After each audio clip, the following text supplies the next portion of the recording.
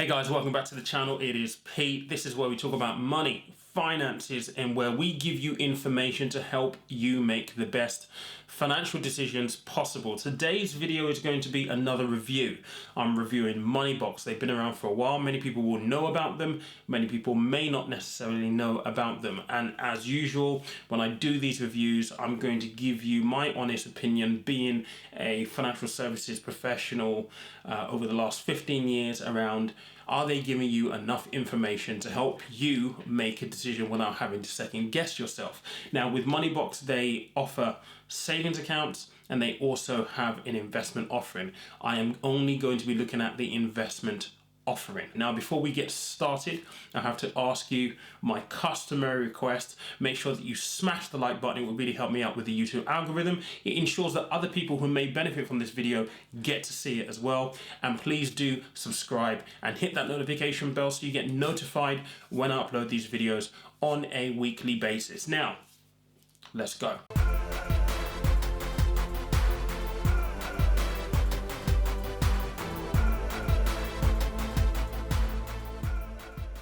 Okay, so this is the Moneybox homepage, and with this, they're immediately trying to get you to download the app, and you can see it right here in the top corner, get the app. So that's what they're looking for, and this feature is actually really, really good. If you put in your telephone number there, they literally just send you the download link so you can get it either off the Apple Store or the Google Play store as well. Like I said, I'm going to be focusing on the investment side of things. We're going to come back to this very, very shortly, but I think it's really important before we get started with this to basically run some due diligence, and the due diligence revolves around two things specifically. First and foremost, are they regulated and authorized by the Financial Conduct Authority, the financial services regulator?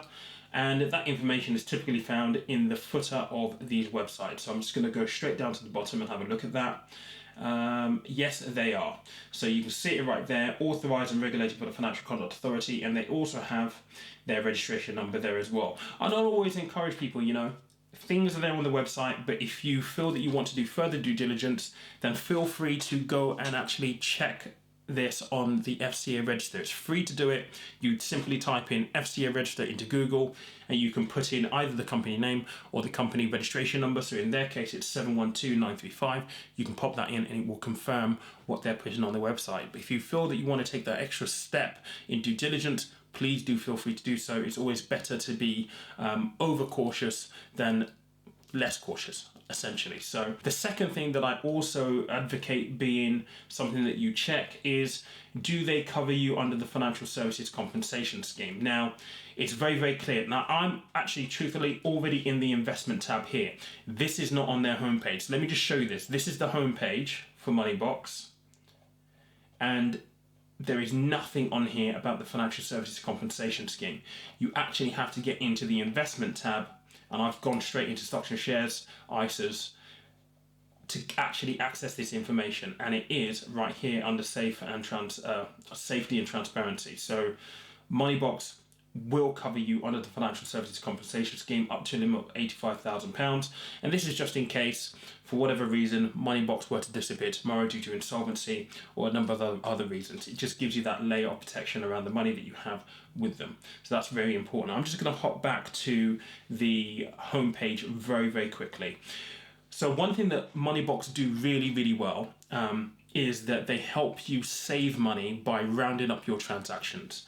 And it's a great feature because how many times do you go and have a coffee, there's 60 pence left over, like in this example on their website here, and that 60 pence just gets spent with the rest of your spending.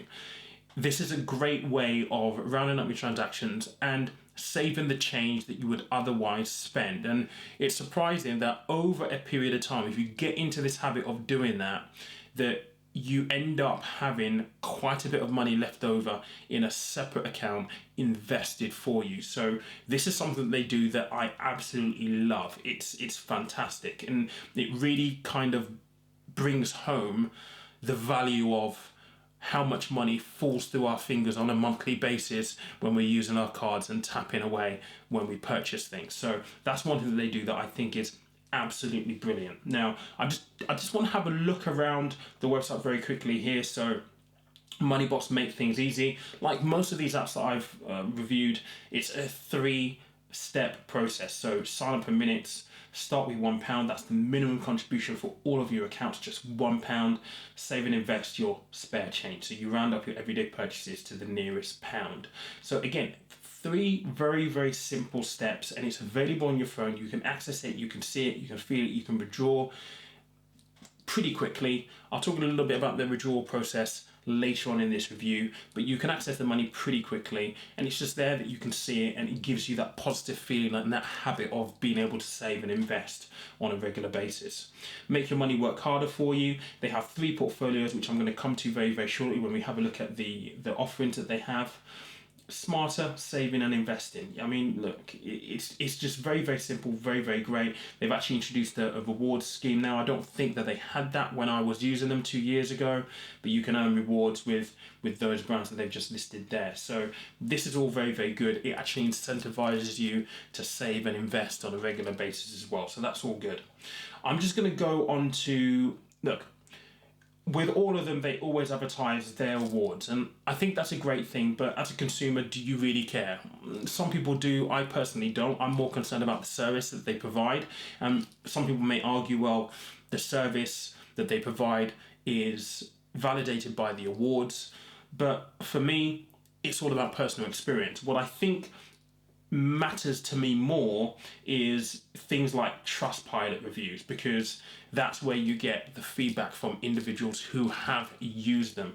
Now with them, I don't think that they actually advertise any Trustpilot reviews, but again, if you want to do a little bit of research, I'll strongly encourage you to type in Moneybox reviews and see what basically comes up. Now, as I said, I'm going to be focusing on investments. With the investment offering, they have quite a few offerings. They've got the stocks and shares ISA, pension, general investment account, junior ISA, and they have a socially responsible investing option. But if you listen to me, you've watched the previous reviews, or you follow me on Instagram, you will know that I always point out the fact that if you are a first-time investor and you've not used your ISA allowance, you need to start with your ISA allowance. You must start investing with an ISA first. Why? Because you can save up to £20,000 every single tax year, and it is completely tax-free. You don't have to pay tax on the amount you invest, your capital, and any returns that you receive over the course of the investment. And that doesn't matter whether you hold it for a year or 10 years, everything's completely tax-free. So it's very, very important that you start with an ISA first. One thing to point out though is junior ISAs. So junior ISAs will be applicable if you have children or grandchildren that you want to save some money for. The ISA allowance for juniors has actually increased quite significantly this tax year. So last year it was £4,368. This year it's £9,000. So it's over doubled. So if you do have children or you have grandchildren that you want to save some money for, this will be a fantastic option for you. But for the purpose of this review, I'm going to be looking at their ISA options, their stocks and shares ISA options. So with this here, they give you basic information. You can invest up to £20,000 per tax year with tax-free gains. You can download the app and you can start with £1. That's very, very important. Now, what kind of companies are they investing in? This is an important thing. You're a first-time investor, so hopefully what you want to find is that they're investing in solid companies, blue chip companies. And it's great to see that they actually are. Amazon is a household name. Facebook, household name. Microsoft, Disney, Netflix, Nintendo, L'Oreal, Apple. These are big companies, solid companies that have been around for a while, that have huge turnover on a consistent basis. They hold cash. I mean, Apple is the richest company on the planet. So from a secure point of view, these are strong companies that have cash backing, they have a good product, they have a good track record, so they are good bets, good companies to invest in as a first-time investor. So it's very, very nice to see that these are the kind of companies that they're picking, and not some FTSE 250 or some lower caliber companies as a first-time investor. So that's very, very good. Gives you a little bit information about what a stocks and shares ISA is there. What else should you know? Now, there is one thing that you need to know for sure when you're looking at an ISA, is that you can only open one stocks and shares ISA per tax year. So the tax year runs between April the 6th and April the 5th each year. And what that basically means is that if you open an investment ISA, a stocks and shares ISA with Moneybox, you cannot go and open another stocks and shares ISA with Hargreaves Lansdown, Wealthify, Nutmeg, or whoever else offers a similar package. You can only have one per tax year. You can transfer in free of charge, which means that if you did hold, for example, your ISA last year with Hargreaves Lansdown and you wanted to transfer it over to Moneybox, you can do that. They'll facilitate that transfer completely free for you. You have to be over the age of 18, you have to be UK resident and a non-US citizen. Okay, so that's really important. The American regime is actually quite strict in terms of offshore accounts, and the UK will be classed as an offshore account. So UK residents, non-US citizens only can open an ISA here. This is a standard disclaimer.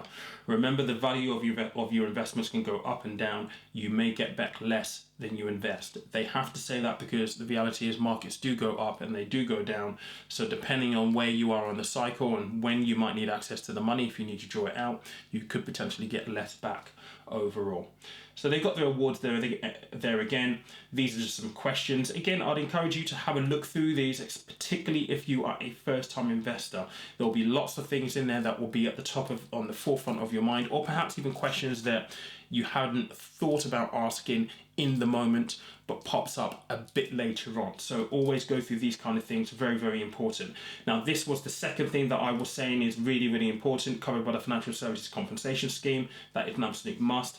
Obviously, this is an app. So one of the big concerns that a lot of people have when they start using apps is, well, how much security do you have in place? Because you've got to think about cyber threats. Now, bank level encryption is really, really good. It's something that would be insisted upon by the regulator, the FCA. So these are very, very high standards that they're being put to, that they have to adhere to. So it's good to know that they have bank level encryption as well. Fees are very, very important. So what do they charge? There's a monthly fee for Moneybox at £1 per month. And it's free for the first 3 months here, so you're only paying 9 months in your first year, so £9.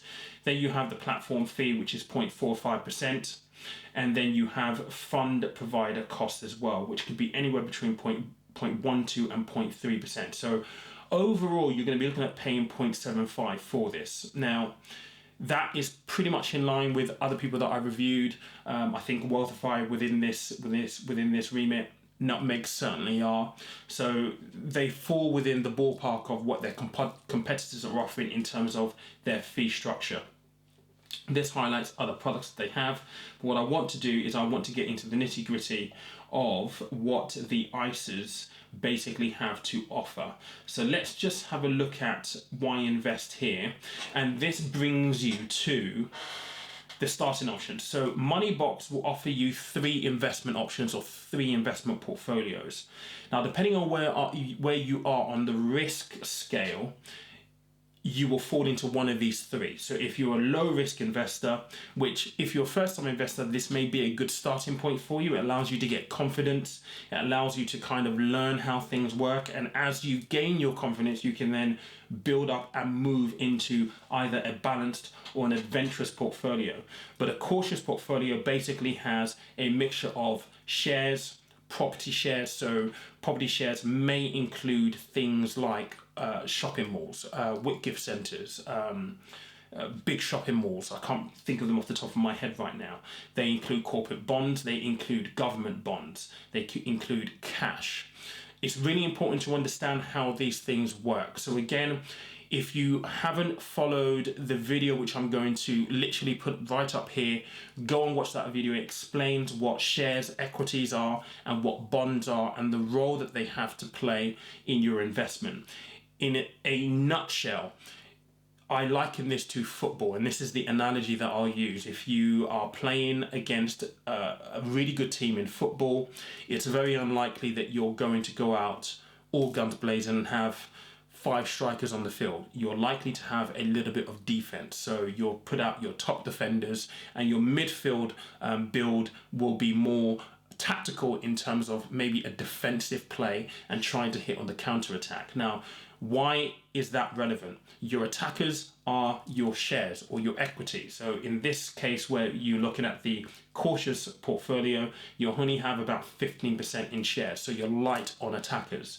There's a lot of defensive play here. So there's quite a bit of defensive structures being put in place in terms of corporate bonds and government bonds, 40%. And then you've got 40% in cash. So what this portfolio is built to do is to be defensive. So in the analogy of football, you've got fewer attackers and more defenders on the field of play. When you look at the balanced portfolio, you have more attackers and less defense. In the adventurous, well, you're pretty much all out attack. So depending on where you are on the risk scale will determine which of these portfolios that you're going to get. It's really important that you look through things like the fund fact sheets when you sign up to Moneybox. They are available there on the app. They're easy to download, easy to access. And if you have any questions, you can always reach out to Moneybox or reach out to me, and I will be able to answer any questions for you. But those are three options. It's really important that you understand how they basically work. Your bonds being defensive, so corporate bonds, just to give you a very high level of definition, a corporate bond is a bond that a company like Tesco's, for example, may issue. So Tesco's might want to buy or build a new mega store somewhere in a new location, and as opposed to using cash that's in the bank, they will physically go out and borrow the money. So they'll be borrowing money from you and from I. In exchange for £10,000, they'll say, well, I'm going to give you 4% per annum for as long as I have this loan from you. So what you effectively get in there is, you know, you're going to get your £10,000 back, but for every single year that they hold your money, you're going to get a 4% return. So it's designed to give you a little bit of certainty within your portfolio. A government bond is exactly the same, but in opposed to the person lending the money being Tesco's, it is a government, so the UK government, for example. So those are the difference between bonds, but bonds are designed to give you a little bit more certainty within your portfolio. Then your cash fund is literally just there, so that it allows a little bit of liquidity within the fund. With these guys at 40%, it's not really going to be doing much. It will probably be sat within a deposit account, gaining a little bit of interest, but not much. But that's just a breakdown of those three things. But again, I'd encourage you to watch that video right there so you can get up to full speed with how these things work. The next thing to know is on this screen here, they show you how the starting options have performed. Now, typically they use past performance, and past performance is no indication to how things will go in the future, but it at least allows you to build a picture of, have their funds performed well? Because if you're looking at a fund that hadn't performed well, then you're less likely to buy them, and it calls into question maybe some of their expertise in terms of how they actually manage your money as well. So let's have a look at all three. The cautious fund, last year, 2019, 7.6%, pretty decent for 2019, pretty decent. Bearing in mind you only have 15% in shares, in equities, the rest being in bonds. That's a pretty good return. Balanced, 18.4%. So now we're seeing that the higher levels of risk are generating better returns. So 18.4% is pretty good. But please do note as well that not every single year will be an up year. So in 2018, the fund was actually down, lost 0.25%. So not all years are positive. You're going to have some negative years. But you know, if you have a loss in 2018 of 2.5%, but the following year it does 18%, you're still in profit. Then let's have a look at the adventurous fund. This is the one that will do really, really well, 20.9%. But again, in 2018, because you're taking more risk, it lost a little bit more than the balanced fund. So it swings around about. You need to understand how much risk you're willing to take as a first-time investor in order to gain your returns, and that will vary quite significantly. But the beauty about Moneybox is that you don't have to start with the adventurous fund if you don't want to, or alternatively, you could start with the adventurous fund, and if you feel that you're not quite comfortable, you could go and change your mind and go down to a cautious fund. This thing is flexible, so it allows you to make decisions as you go along, as you start to build confidence, and that could be either to take more risk or to take less risk, depending on how you're feeling at the time. That's pretty much everything that you need to know from my point of view with Moneybox. Are they giving you enough information? I think they've been very, very clear and transparent about what their charges are. That's absolutely fantastic. Having used them, I know that they actually do take you through a process so that you can gauge or try and decide where you are on the risk scale, whether you're a cautious, balanced, or an adventurous investor. I think, however, they could do a little bit more in that. So how do you arrive at being a cautious, a balanced, or an adventurer? They could probably help you out a little bit more with that. But having known these guys and actually having used these guys before, I know that the service is very, very, very, very good indeed. They could be a bit more expedient about how you actually access your money when you want to withdraw it. They take a little bit of time to send you your money when you want to disinvest or you need to access it. For some people, it takes up to a week. I think that's pretty long. Most providers certainly will do it within 3 to 4 days, but it depends on where they're set, how they're set up. And you need to bear in mind that this is a pretty low cost service compared to seeing a financial advisor or employing a financial advisor. So that kind of goes with the territory, but they could improve that. That would be my one thing. Now, what is my one tip that is really going to help you get the best out of this service? They allow you to round up your transactions, which is a great start. If you do this on a consistent basis, you could potentially find yourself with 300-400 quid, 500 quid in a separate account very, very quickly, depending on your rate of spending. Clearly, what I used to do with this is I would round up my transactions almost every 2 days. So when you go on the app, you literally swipe to round it up. It lists everything you spent money on. It tells you what the roundup amount will be, and you swipe to confirm it. So I used to do that every 2 days. But to get the best out of this app, what I think is good practice for you to do is to set up a regular payment into the investment. So it could be 50 quid, it could be 25 quid, it could be 40 quid, whatever you can afford. That little bit going in on a consistent basis every single month really does ratchet up how much you're able to save and how much you're able to have in the investment account, getting you returns quite significantly. Now, because you're investing on a monthly basis, you benefit from something called pound cost averaging. And pound cost averaging is the idea that you're buying stocks in people like Apple, Netflix, Disney, the company that they've mentioned there, at different prices on a consistent basis. And it means it's almost like going shopping and getting a discount every single month. Some month you'll get it at a lower price, some month it might have gone up, but you're being able to purchase this one thing at different prices. And over the long term, it should then give you better returns as an investor. But guys, that is my review. That's come from experience of having used them. The only point I guess that they can improve for me was the amount of time that it takes to withdraw. Otherwise, I can't really say much bad about these guys. But if you've enjoyed this video, please don't forget to smash the like button, to subscribe and hit that notification bell so you get notified when these kind of videos come along. I have more review videos planned, but there's also a lot of other stuff going on. So I'm going to plug, if you've not listened to my podcast, the podcast is where I really get into the detail and have detailed conversations with people about all things money and finance. Please make sure you go and listen to it. It's available on Google Podcast, Apple Podcast, and on Spotify. Follow it, listen to it.